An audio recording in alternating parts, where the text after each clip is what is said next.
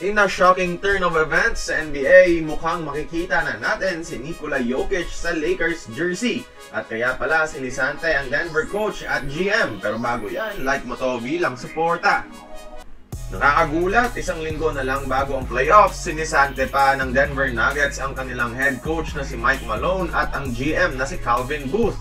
Kahit na si Malone ang head coach na nagbigay sa kanila ng unang franchise championship 2 seasons ago.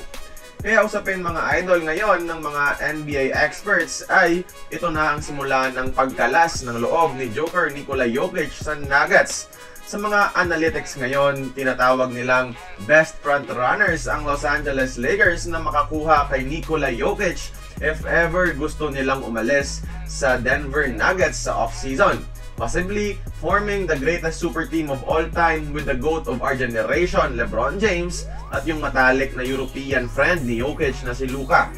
Tatlong generational talent, tatlong generational playmakers, tatlong historical players. Magsasabay sa iisang team, siguradong malalampasan ng Lakers ang kanilang historic rivalry sa Boston Celtics sa number of championship. Ito mga idol sa betting sites ngayon, Lakers ang may pinakamataas na odds para makuha si Jokic. Pero hanggang 2027 pa ang kontrata ni Jokic sa Denver, and the only way para ma-acquire siya ng Lakers is through trade or buyout na malabo. Heto sa picture ang realistic trade scenario na ginawa ng mga analysts sakaling matuloy ito.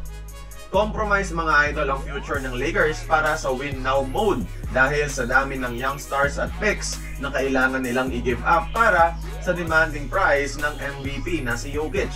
Kung kayong mga idol, susugal nyo ba ito next year? I-comment nyo nga sa ibaba. At sa stretch ng current season mga idol, nagkainitan itong si Booth at si Mike Malone dahil gusto ng GM bigyan ng pagkakataon sa close-out games ang mga young guns. Kagaya ni Pickett sa Nuggets, na in fairness maganda ang pinapakita. Pero pilit pa rin nilalaro ni Malone itong trustworthy niyang guard na si Russell Westbrook. Hinati ng tension na ito ang locker room mga idol to the point na nasira ang chemistry ng team at nagkaroon sila ng mga matagal na losing streaks. Singit ko lang mga idol tignan nyo ang GM ng Nuggets na si Calvin Booth. Parang black version ni Nicolas Cage. Kita nyo ba ang resemblance? Anyways, kaya dalawa na lang sila ang napagdesisyon ng i-fire ng ownership group. Ito ang nakikitang rason ng mga eksperto. Kaya kayo mga idol, tingin nyo, mananatili pa ba si Joker sa Nuggets? At kayo, susugal ba kayo sa odds na Lakers ang makakuha kay Joker pagkatapos ng off-season? Join the conversation, magkomento lamang sa ibaba.